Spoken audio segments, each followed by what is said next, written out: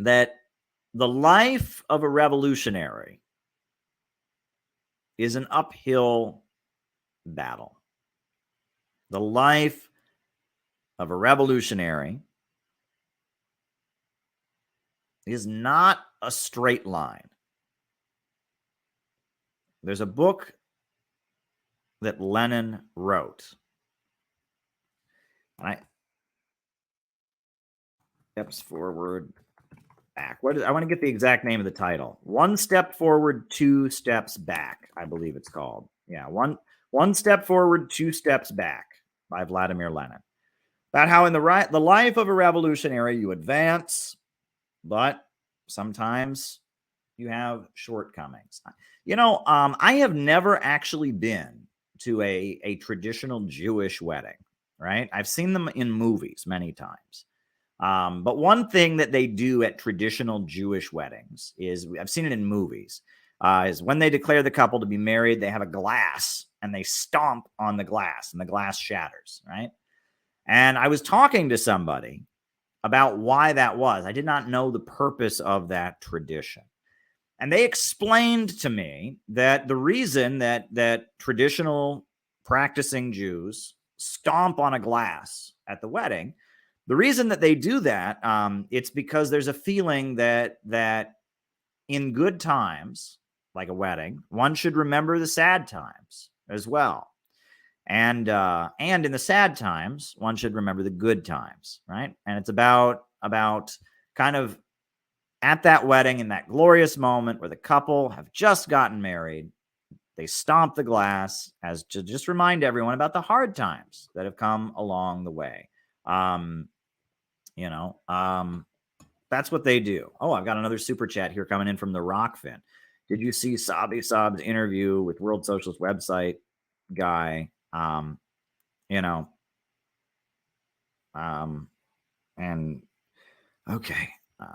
you see Sabi Saab's with WS? Okay. All right. Wrote it down. Thank you, Chris Leon, for the super chat. Much appreciated. But that's why they do that at traditional Jewish weddings. That's why they do that. Is that the idea is to remember the hard times, when you have a good time.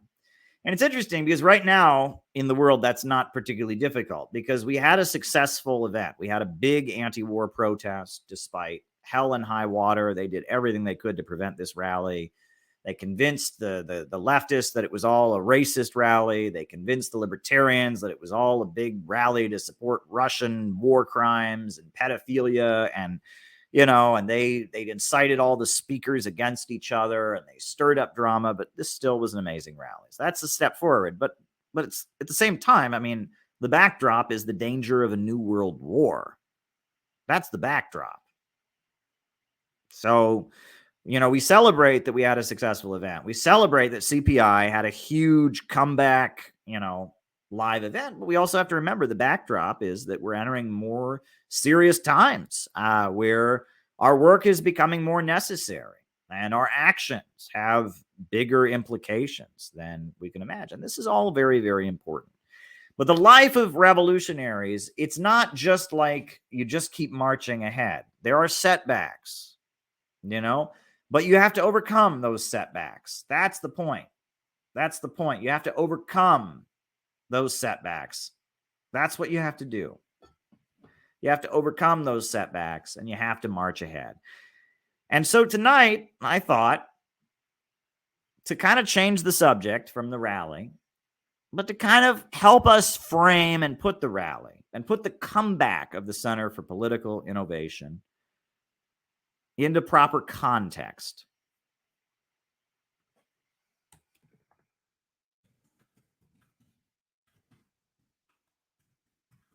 In order to do that, I thought I would tell you all about the life of a man who I consider to be probably one of the greatest Americans, one of the greatest human beings in American history. This man, William Z. Foster. This man was the American communist. He was the leader of the American communists during the Great Depression during the 1950s, McCarthy period, the leader of the Great Steel Strike of 1919. This man was the American communist. He was Mr. Communism in America, William Z. Foster. But if you look at the life of William Z. Foster, it's a life full of great victories for the working class, great achievements, but also great hardships.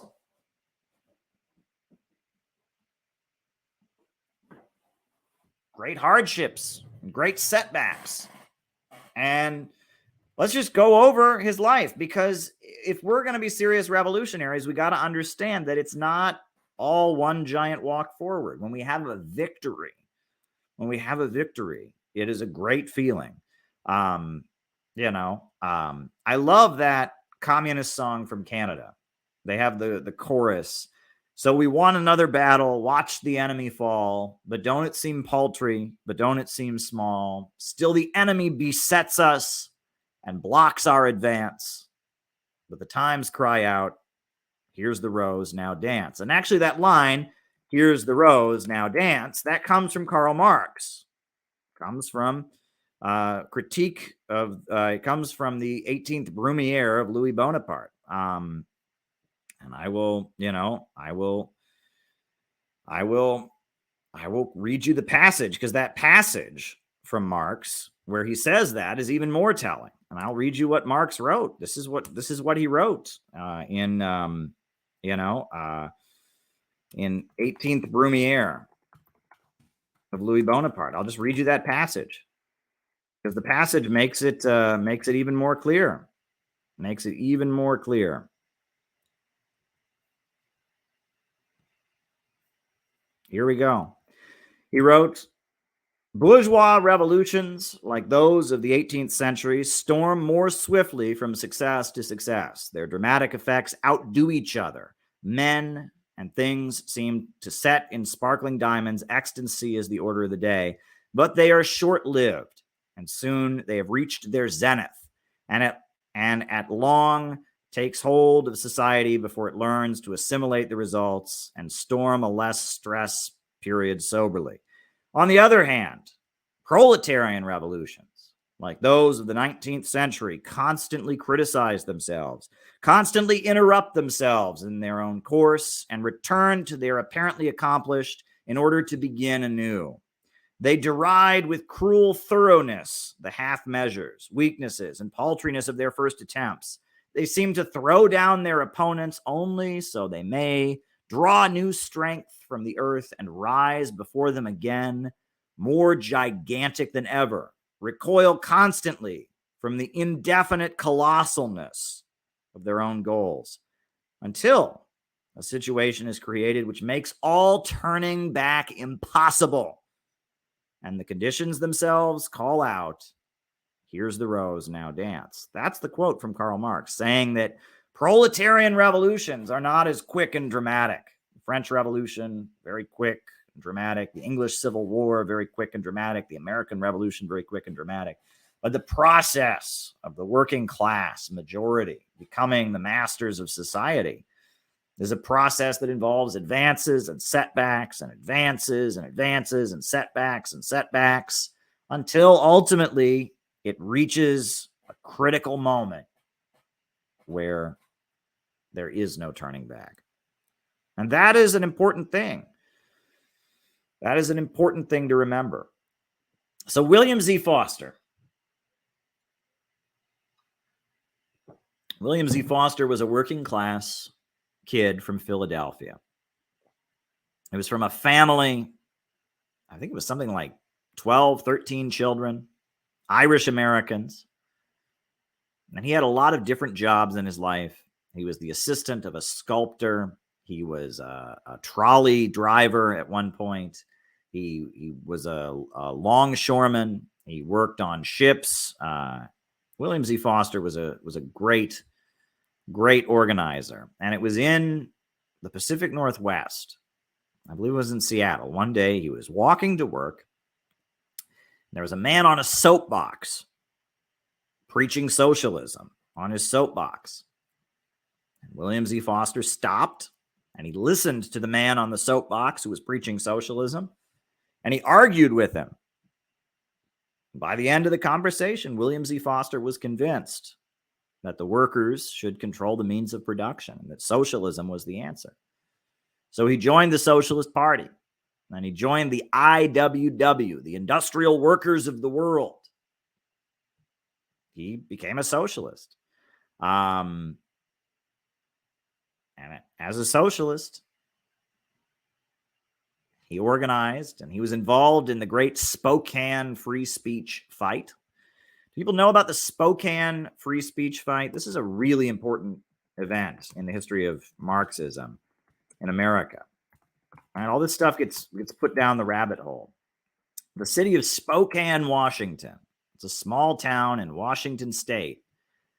The city of Spokane, Washington, it basically forbid people from preaching socialism. It forbid people from preaching socialism.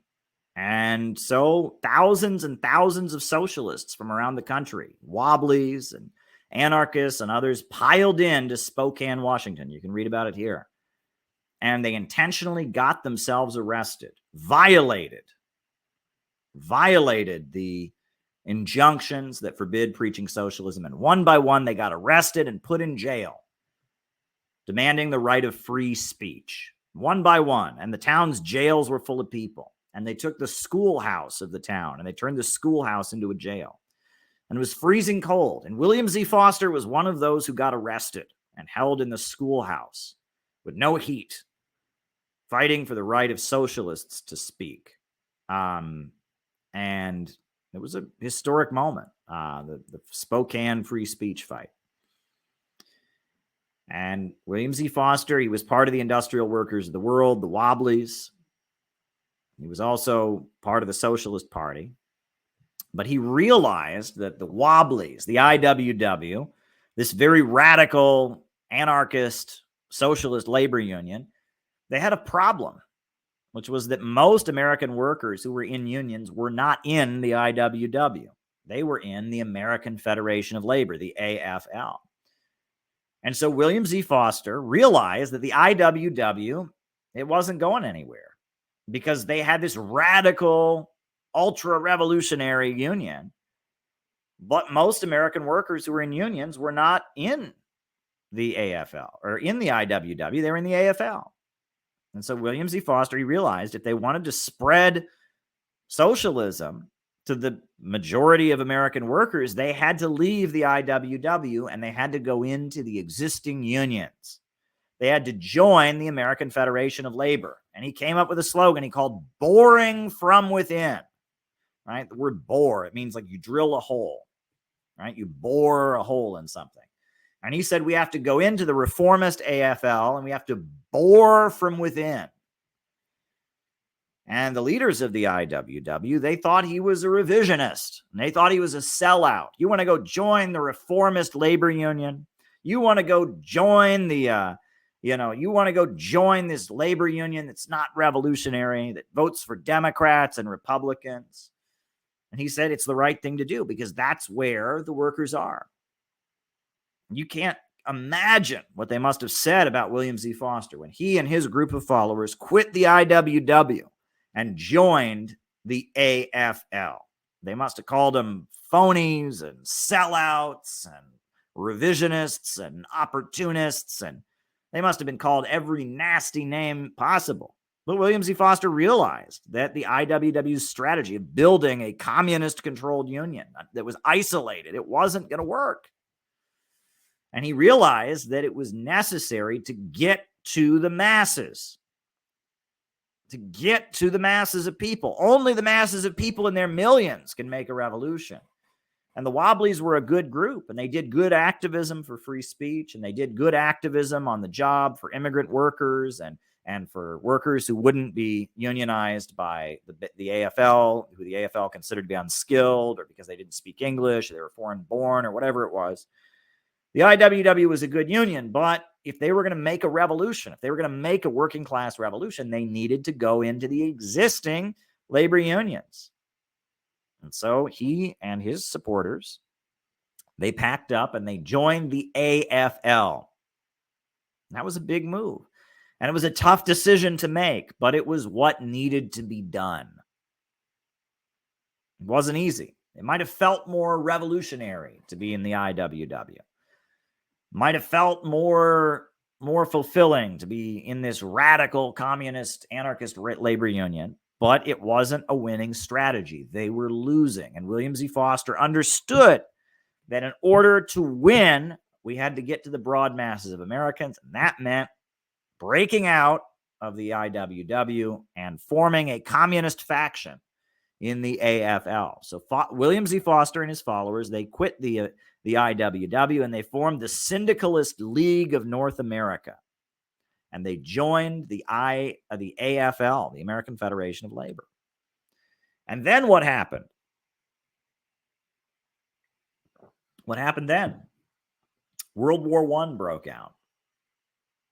And World War I was a horrendous war. And, 20 million workers were sent to their deaths. And the government used World War I to completely smash the Socialist Party and completely smash the industrial workers of the world. Eugene Debs, the leader of the Socialist Party, was thrown in prison for opposing World War I. All kinds of socialist leaders, Elizabeth Gurley Flynn and others, were put in prison for opposing World War I. There was a worker who was lynched. Frank Little was a socialist leader in Seattle who was lynched because he was opposed to World War I. A mob of pro-war people lynched Frank Little. Yeah.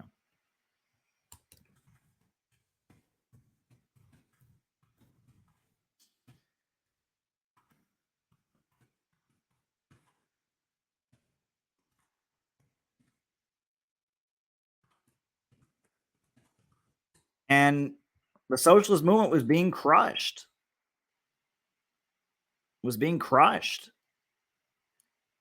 And so, because of that, because the socialist movement was being crushed, they had to make a decision. And if you got up and you spoke against World War I, they threw you in jail. And there were socialists who heroically did that. William Z. Foster was not one of them. Eugene Debs, he did that. He was thrown in prison. And Elizabeth Gurley Flynn was thrown in prison. And a lot of socialists went to prison for opposing World War I. And there's a Supreme Court ruling, Schenck versus the United States. There was a guy in New York City who handed out leaflets, to people outside the draft office saying, don't fight. And they threw him in prison. And the Supreme Court said, yep, he can go to prison for that. That's not free speech. It's like shouting fire in a crowded theater. And they threw him in prison for that. And so William Z. Foster, as the leader of the Syndicalist League of North America, a group of radical labor unionists who had joined the American Federation of Labor to try and spread communist politics inside the AFL, they had to make a decision. They said, World War I is happening. Are we going to publicly come out against World War I?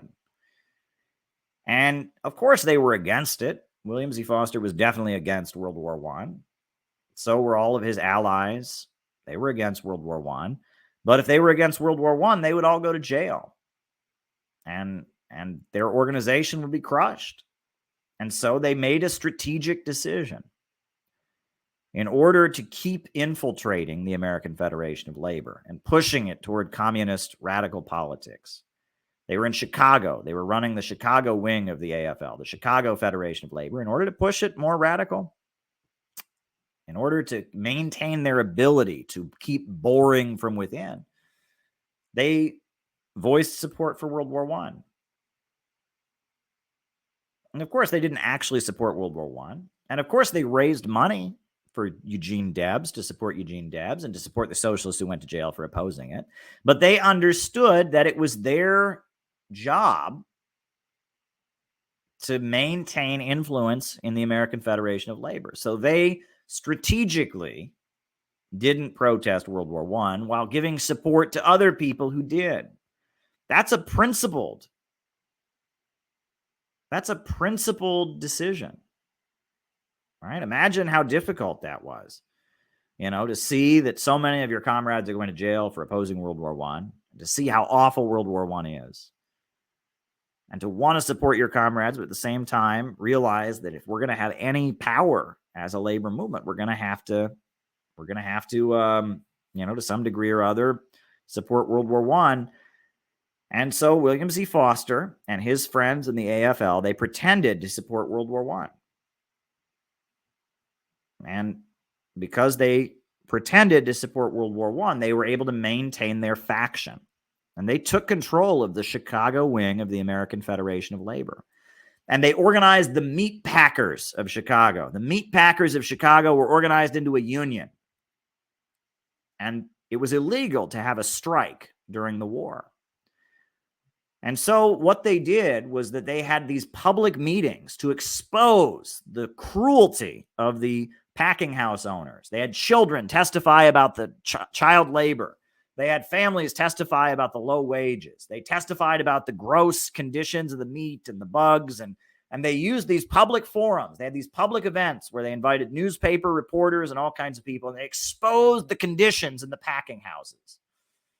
Just exposed what it was like. If you've ever read The Jungle by Upton Sinclair, it describes the conditions of packing house workers and meat packers and meat packing workers. I mean, they suffer, it was awful conditions at this time.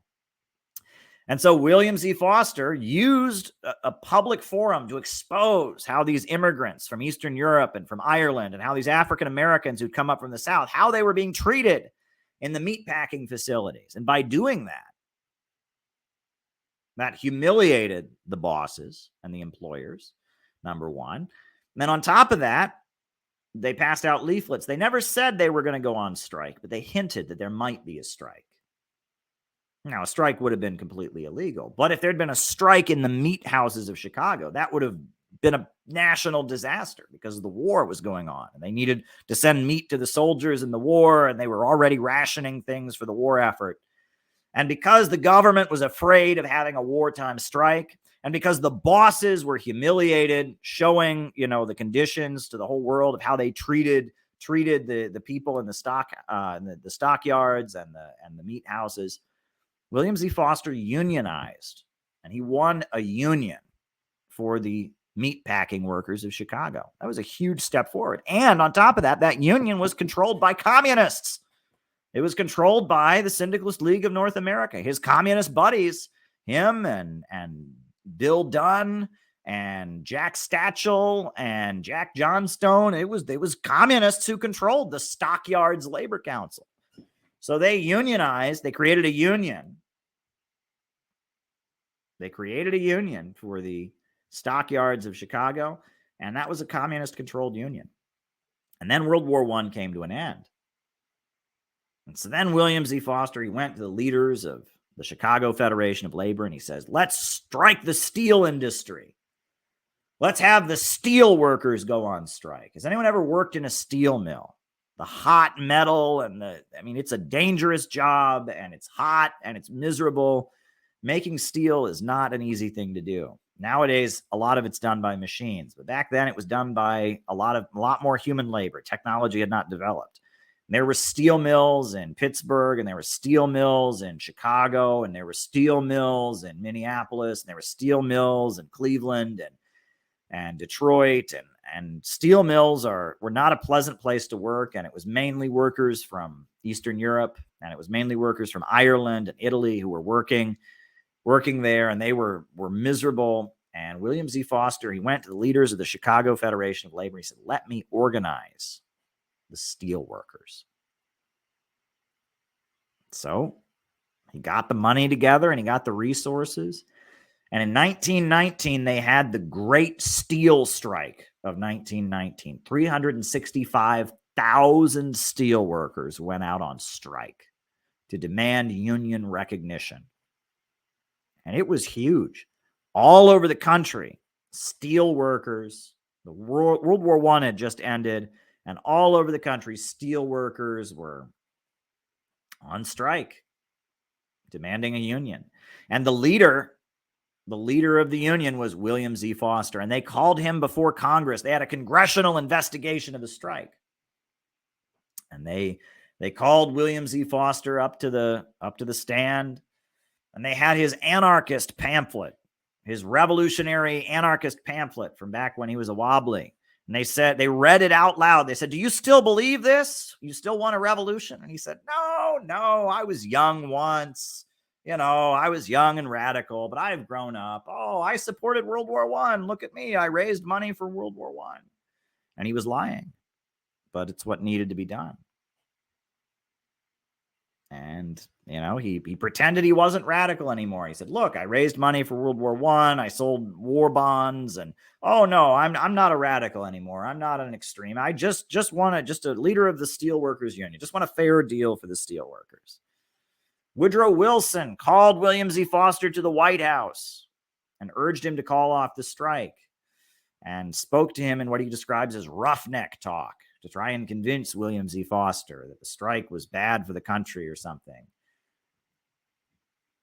William Z. Foster didn't call off the strike. It was big. And the National Steel Strike. And there were battles. The Ku Klux Klan was called out to fight strikers. The National Guard was sent out. Workers died on the picket line. And the radicals didn't support the strike because it was led by the American Federation of Labor. And they said, well, that's a sellout union. The AFL, that's no good. The AFL is not a revolutionary union. So some of the more radical forces didn't support the strike. And they lost. They lost. The 1919 steel strike failed. They lost. And do you know why? Do you know why they lost? What was the major factor in causing the steel strike of 1919 to fail? Racism. It was racism. Because the union that William Z. Foster was the leader of, the American Federation of Labor, was whites only. It was a whites only union. And so when the steel workers went out on strike demanding union recognition, what did the employers do? They hired black people. And black people had no problem working as replacement labor because it was a racist union, right? The union was what prevented black people from working in the steel mills to begin with. So when the union was on strike, the black people said, look, this union's racist and discriminates against us. They had no problem, and so William Z. Foster learned from that strike that racism is the great enemy of the working class. And that if the black workers had trusted the union and been in the union, if the union had put forward the demands of the black workers, they probably would have won the strike. But because racism had infected the American Federation of Labor, and because it was a whites-only union, the bosses were able to manipulate the situation. And the strike failed because of racism. That was an important moment. The capitalist bosses saw that the AFL was a racist union, and that was a weakness.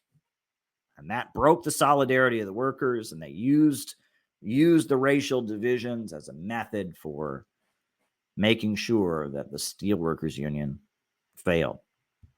And so it failed. The strike failed. William Z. Foster was out of a job. The Steelworkers Union was no more. He wasn't employed by the Chicago Federation of Labor anymore. His buddies were all out of there. The AFL kicked him out. They kicked them all out. They were out. William Z. Foster was out on his butt. And can you imagine how that must have felt to be out on your butt after that? You unionize the packing houses. You unionize the steelworkers. You lead the biggest strike, one of the biggest strikes in American history, but you lose. And then you're out of there. He went to work. He went back to work on the railroads. He became a car knocker. So they called them car knockers. They were guys who, when a train car would go off the go off the tracks or something, they had guys who had big hammers, and their job was to fix the train car so it could get back on the tracks. They called them car knockers. William Z. Foster was a car knocker, and he had a big hammer, and he went back to work as a car knocker. He was no longer employed by the labor movement. He lost the strike. The Communist Party called him Easy Foster. Easy Foster instead of William Z. Foster. Said he was weak. He'd lost the strike. Imagine how William Z. Foster felt. They lost this big strike. He was hated in the American labor movement. They called him a sellout for supporting World War I. Must not have been a good time for William Z. Foster. 1920 was not a good year for William Z. Foster. They lost the Great Steel Strike of 1919. Not a good time. But then, because William Z. Foster had been the leader of this huge strike and led 365,000 workers out on strike, and because of the fact that Lenin and the Bolsheviks were very smart and strategic, even though William Z. Foster was not a member of the Communist Party, even though William Z. Foster had been part of the American Federation of Labor, even though William Z. Foster had publicly said he supported World War I, one day he got an invitation. Some folks from the Communist Party came to visit William Z. Foster, and they said, "We're having a conference in the Soviet Union of labor union leaders from around the world. We want you to come to the conference." And William Z. Foster was invited to go to Moscow. So he got on a boat, went to the Soviet Union, and he went to this conference for the Revolutionary International of Trade Unions. There were labor leaders there from all over the world. And Lenin invited William Z. Foster to come talk to him in his office. William Z. Foster and Vladimir Lenin talked for a long time. And when he was in Moscow, William Z. Foster found out that the whole time his strike was going on, Lenin had been urging the American communists to support the strike. And just like William Z. Foster had said, that we have to bore from within, we have to go into the reformist labor unions and build a revolutionary faction within them, Lenin had told the American communists they should do that. Well, they wouldn't listen. And William Z. Foster realized that the Bolsheviks and their methods of organizing, boring from within, agitation, propaganda, these were the same methods that his Syndicalist League of North America had been applying. And based on having conversations with Vladimir Lenin, and based on realizing that the Soviet Union was a successful revolutionary country where they were building socialism, William Z. Foster came back to America and he joined the Communist Party. The Communist Party, they had their unity convention. There had been the Communist Labor Party and the Communist Party and the Revolutionary Committee of the Socialist Party, and there were a lot of different groups, but 1922, they had the unity convention, and William Z. Foster was in the Communist Party. And William Z. Foster, the leader of the 1919 steel strike, became the labor union leader of the Communist Party of the United States. And that was a big deal. Right? Hadn't he just gotten up in front of Congress and said that he wasn't a revolutionary anymore? Well, I guess now suddenly he was the leader of the Communist Party. And William Z. Foster became the leader of the Communist Party. And the Communist Party was under heavy attack by the FBI. A lot of leaders of the Communist Party were arrested and all of that. And William Z. Foster was arrested at one point. That convention, the founding convention, was raided by the FBI, and they were all dragged into court. It was not an easy time to be a leader of the Communist Party. The American Federation of Labor, the AFL, had a convention. William Z. Foster sat in the balcony. He was the leader of the Communist Party and the labor unions of the Communist Party. So he went to the AFL convention. He was sitting up in the balcony. And the president of the AFL, I think it was Green, was his name. What was his name? Green? I think it was Green. Right, if I'm not mistaken, right? AFL President Green. I think that's who it was. William Green. Yes. William Green, the head of the AFL, was giving a speech. And in his speech, he pointed up to the balcony. And he said, "There's one man here we want nothing to do with. William Z. Foster. This man's a communist. He's a traitor. He's loyal to the Soviet Union. He wants a bloody, violent revolution. We want nothing to do with him. We're proud Americans in the AFL. Can you imagine being in a hall? Thousands of people are there for a labor union convention. You're just sitting there in the balcony, and the president of the American Federation of Labor points to where you're sitting and denounces you, and everyone in the room looks over at you like you're a bad person. That's got to be a pretty wild feeling. The American Federation of Labor passed a ban. No communist can be a member of the American Federation of Labor. And so the Communist Party and William Z. Foster, they formed an underground faction inside the American Federation of Labor, inside the AFL. And that underground faction they formed was called the Trade Union Educational League, the TUEL, the Trade Union Education League. And they had underground meetings, and it was a secret. They were trying to organize. They were trying to organize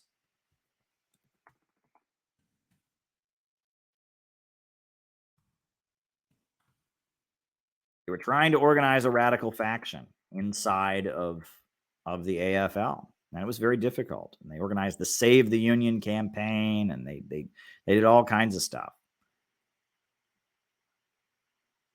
And it was pretty wild. And William Z. Foster ran for president in 1924 as the communist candidate. He ran for president again in 1928 as the communist candidate. And there was a big fight inside the Communist Party. William Z. Foster's rival, J. Lovestone, put forward the theory of American exceptionalism. Said that the Soviet Union and Marxism didn't apply to the United States.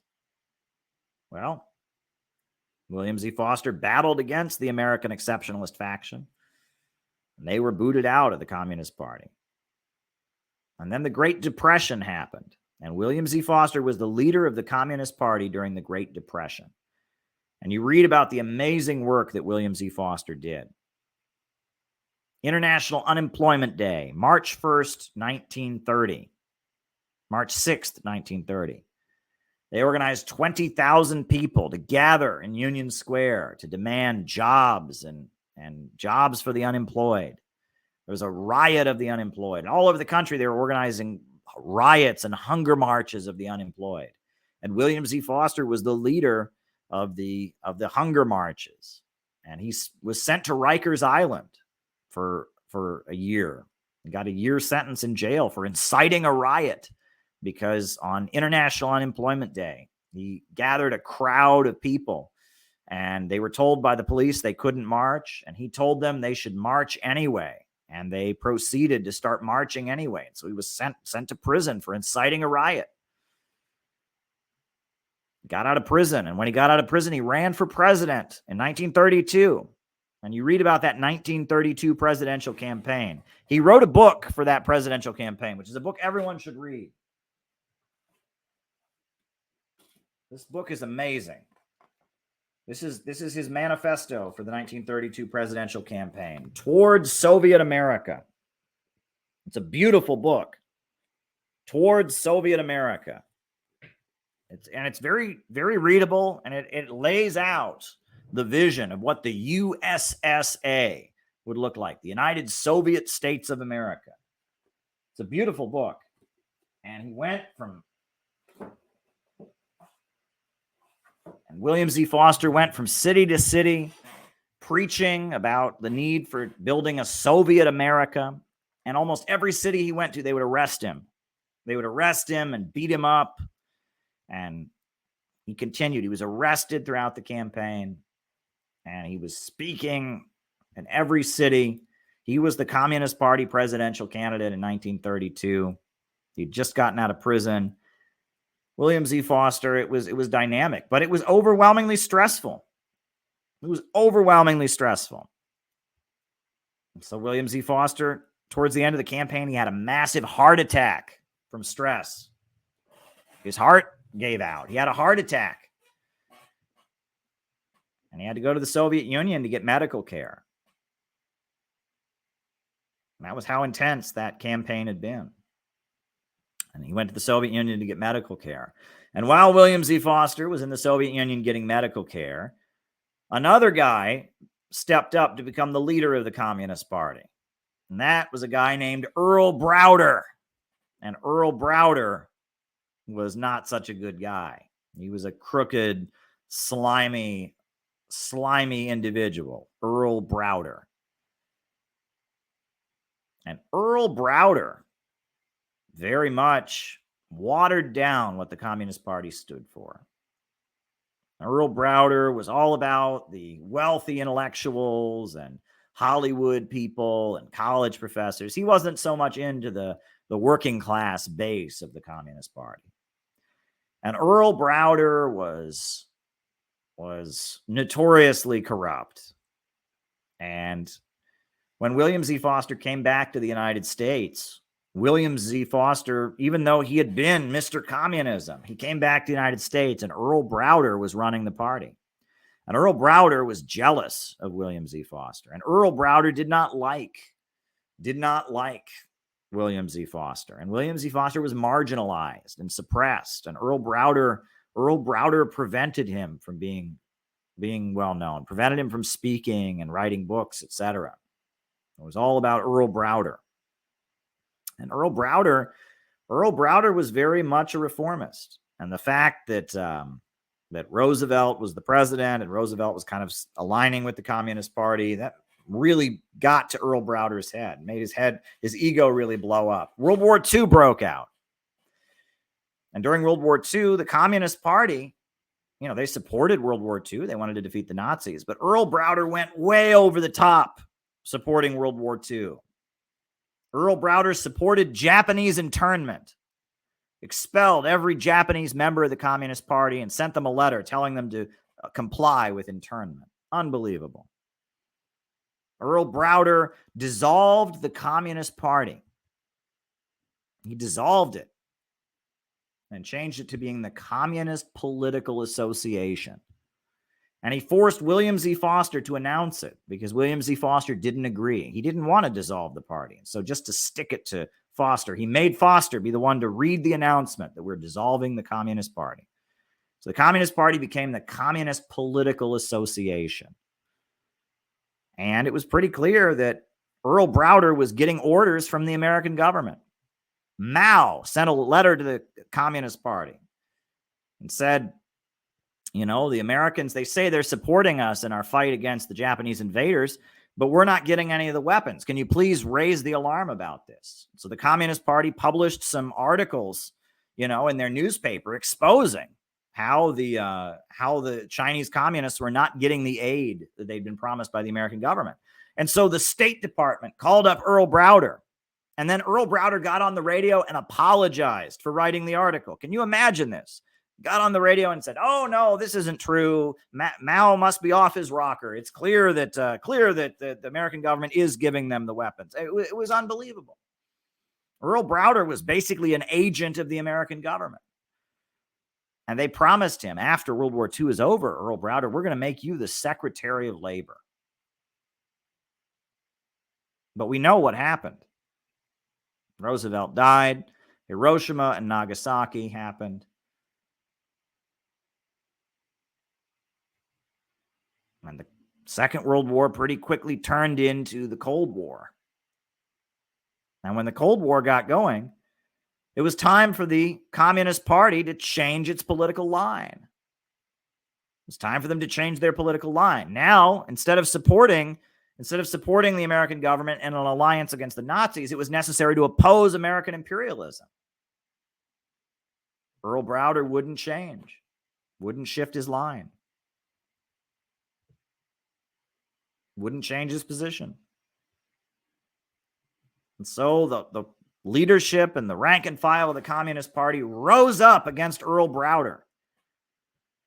And there was an uprising against Earl Browder. There was a French communist leader named Jacques Duclos. And Jacques Duclos wrote a letter against Earl Browder, condemning Earl Browder for his revisionism, for dissolving the Communist Party. And the membership of the Communist Party rose up against Earl Browder and deposed Earl Browder. And they made William Z. Foster, once again, the leader of the Communist Party. And William Z. Foster was vindicated. He'd been telling people what an awful tyrant Earl Browder had been, and what a reformist and sellout Earl Browder had been, and he was ultimately vindicated. William Z. Foster became once again the leader of the Communist Party. He defeated Earl Browder. And the Communist Party was refounded with a new convention. And they founded with an emergency convention, and they reestablished the Communist Party. 1945, they said American imperialism is the main danger. And William Z. Foster came out with the theory of building an anti-monopoly government, a coalition government, an anti-monopoly government. They started fighting for a government against the big monopolies. Of course, that's when McCarthyism happened.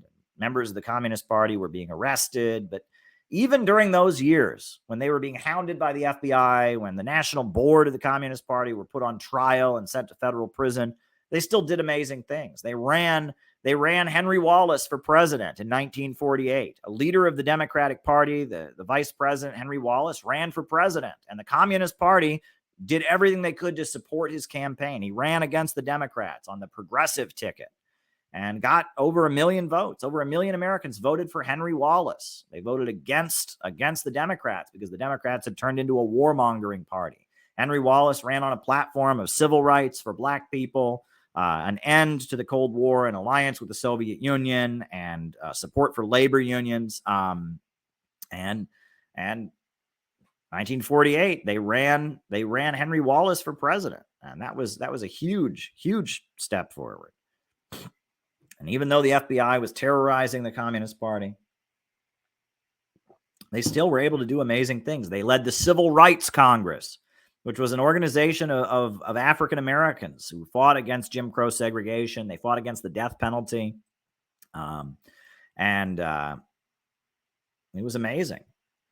Despite everything they were up against, they were still leading the Civil Rights Congress. They were still running Henry Wallace for president. It was amazing what the Communist Party was able to do in such extreme circumstances. But then we know what happened. What happened later, which is that McCarthyism, Stalin died, the Rosenbergs were executed, Joe McCarthy drank himself to death, divisions in the ruling class played out, and McCarthyism started to thaw. And then Khrushchev gave his secret speech, throwing Stalin under the bus, condemning Stalin. And so the Communist Party was legalized, and they had their convention once again. And then it became clear they needed to, debate, what to do about the secret speech. William Z. Foster didn't like the secret speech. He didn't accept the secret speech. He defended Stalin. And at the 1958 convention, there was a big fight in the Communist Party about the secret speech. William Z. Foster and his faction, they were the hard left wing, the hardliners. And then John Gates, they were the reformists that wanted to liquidate the Communist Party. And Eugene Dennis was the centrist position. Eugene Dennis and John Gates teamed up to defeat William Z. Foster. William Z. Foster was forced into an early retirement. So he was so old at that point. He was almost 80 years old. He went to the Soviet Union for medical care and basically to retire. And he was getting old. And we know what happened in 1961. The Soviet Union stabbed China in the back, cut off aid to China. William Z. Foster was 80 years old. He was an 80-year-old man in a hospital bed. And Khrushchev had just cut off the Soviet Union, cut off China. He was denouncing Mao. So for his 80th birthday, Khrushchev came to visit William Z. Foster in his hospital bed. And it was just supposed to be a photo op. That was all it was supposed to be, right? Khrushchev came and shook hands with him in the bed. They took a picture. It was just supposed to be a photo op. But from his bed, this 80-year-old man, William Z. Foster, from his bed, he pulled out a piece of paper, and in front of the reporters, he started reading a speech about Mao and how great Mao Zedong was. A speech hailing the Chinese Revolution. This 80-year-old man is in a bed And the president, the head of the Soviet Union, is visiting him. And from his bed, this 80-year-old man starts reading a speech at Khrushchev, honoring Mao Zedong and the Chinese Revolution, honoring the Chinese Communist Party, condemning Khrushchev for betraying China and stabbing China in the back. 80 years old. He's in the bed and he's calling out Khrushchev from his hospital bed. This is dynamic. This is unheard of. And of course, he died a few months later. And Khrushchev was so angry and offended by what Foster did that Khrushchev didn't even go to his state funeral in the Soviet Union. Brezhnev attended and actually carried William Z. Foster's casket, but Khrushchev didn't even show up. Now, if you look over the life of William Z. Foster, I just told you the life of the greatest American communist. Were there not setbacks? Were there not defeats? Were there not moments where it seemed that all was lost? Yes, there were. But were there not great victories? The unemployment struggles, the defeat of Earl Browder and his revisionism, the building of a mass communist organization during the Great Depression that fought for working people, running Henry Wallace for president in 1948, building the Civil Rights Congress to fight for African Americans, introducing anti-racism into the labor movement. There were great victories as well. And this is what revolutionary struggle is about. There are great victories and great steps forward, but there are also moments of great defeat. There are also moments where it seems like all is lost. There are also moments where it seems like there can't be any possible recovery. But in those moments, you just pick up. You just pick up and you keep going. And that is what serious revolutionaries do. Being a serious revolutionary means that you're there in the hard times as well as the easy times. You're what they used to call in the American Revolution a winter soldier. During the American Revolution, they talked about how there were summer soldiers and winter soldiers. And during the summertime, there were all these soldiers who were part of the American Revolution. But once it got cold in the wintertime, a lot of them were out of there. They went home. But George Washington, he said that what we need in the American Revolution, we need the winter soldiers. We need the ones that are there at Valley Forge, though the ones who are never leaving their post, even when it's cold, even when it's freezing. We need winter soldiers. Communists, serious communists and revolutionaries are winter soldiers. Yeah, they're there in the summertime when it's easy, when it's warm, but they're also there in the freezing cold. And they're there in the wind, and they're there when it's not easy. They're there when it's hard. You got to be a winter soldier. You got to be one who will be willing to face adversity, because there are great victories. There are great victories in our struggle, but there are also great setbacks. There are great defeats. And in this kind of work, it's not a straight line. It is not a straight line. I read to you, and I will read to you again. This is what Karl Marx said. Proletarian revolutions, like those of the 19th century, constantly criticize themselves, constantly interrupt themselves in their own course, constantly return to the apparently accomplished in order to begin anew. They deride with cruel thoroughness the half measures, weaknesses, and paltriness of their first attempts, and they seem to throw down their opponents only so the latter may draw new strength from the earth and rise again more gigantic than ever. They recoil constantly from the indefinite colossalness of their own goals until a situation is created which makes all turning back impossible, and the conditions themselves call out, "Here is the rose, now dance." This is what it means to be a revolutionary. It means you're there for the great surges forward and the setbacks. You're there for the great victories and the bitter defeats. That is what we have to be. We had a great victory this weekend, but we are up against a colossal, gigantic foe. And we've got many great victories ahead, but there will also be defeats ahead. But the question is, how can we constantly criticize ourselves? How can we constantly be figuring out how to work more effectively? Vladimir Lenin, his favorite story that he used to tell. This is true. The leader of the Bolsheviks, Vladimir Lenin, used to tell a story that went like this. There were two guys walking through the countryside, and they could see very far away a peasant man standing on a hill.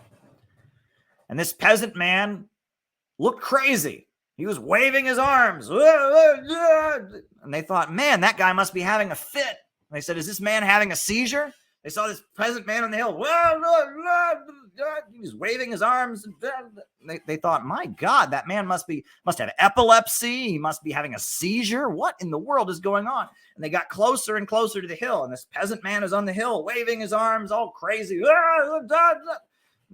What in the world is going on? Is this man crazy? But they got closer and closer. And as they got closer, they saw. And the peasant man was not having a seizure. Peasant man was not having a fit. What was that peasant man doing? He had a knife in his hand, and he was sharpening his knife. He was sharpening his knife. From a distance, it looked insane. From a distance, it looked erratic. From a distance, it looked completely illogical and uncontrolled. But in reality, it was a very calculated action done for the purpose of carrying out a very precise goal, sharpening the knife. And that is how revolutionary organizations look. From a distance, it might look like we don't know what we're doing. And from a distance, it might look like we're waving our arms crazy. We're running here, we're running there, we're dissolving, we're reforming, we're yelling at each other, we're kicking people out, we're doing that. From a distance, we just look like a crazy peasant on a hill raising our arms. When you get close to us, when you get close to the Center for Political Innovation, you'll see that we're really sharpening our knives. That's what we're doing. We're sharpening our knives for the fight ahead. We are sharpening our figurative knives with which to slay the system of capitalism and free America and cut the chains that hold back the American people. That's what we're doing. And it looks crazy and it looks erratic. And there are setbacks. There are also victories. And that's what I want you all to remember. And the next time we have a defeat, remember how quickly we emerged from that defeat. And as we celebrate the great victories that happened, and as we prepare for a very important conference this March, at the same time, remember the hardships and be on guard for the mistakes we've made in the past and the errors that we made in the past. Be on guard, be prepared, but never lose sight. Never lose sight of the purpose. Never lose sight of the final goal. Folks, if you've ever ridden on a boat, one of the problems on a boat is called seasickness. Seasickness, right? Because you're flipping and flopping and you get sick to your stomach. What do they tell people when they're seasick? What do they tell people? If you're seasick, you're on a boat and you're seasick and you're getting sick to your stomach, and what do you do? What do you do if you're seasick on a boat? And they say you should look at the one thing that doesn't move. The boat is moving. When you're on a boat, there's one thing that doesn't move. That's the horizon. The horizon stays still. So if you're seasick, look at the horizon. Keep your eyes on the horizon in order to keep your sanity, in order to keep yourself together. You're starting to feel seasick, look at the horizon. Our horizon is our goal. the defeat of American imperialism, the rebirth of America as a socialist society. Keep your eye on the horizon. If you're starting to get seasick, you're starting to be so demoralized and upset by how erratic everything seems, keep your eye on our horizon. Keep your eye on the great horizon that we have ahead of us. Let our goal be your horizon. That's how you'll get through this. It was the revisionists. They're the ones who said the movement is everything and the goal is nothing. That's what the revisionists said. That's what Edward Bernstein said. Fuck that. The goal is everything, and the movement is simply an end to reach the goal. This is all about the goal, folks. This is all about the defeat of American imperialism. This is all about the rise of an anti-monopoly government and a government of action that fights for working families. The movement is merely a means to an end. We are in this to win it. We are in this to see a new society. We're in this for peace, jobs, democracy, and equality. The movement is merely a means to reach the goal. We're marching ahead. And that concludes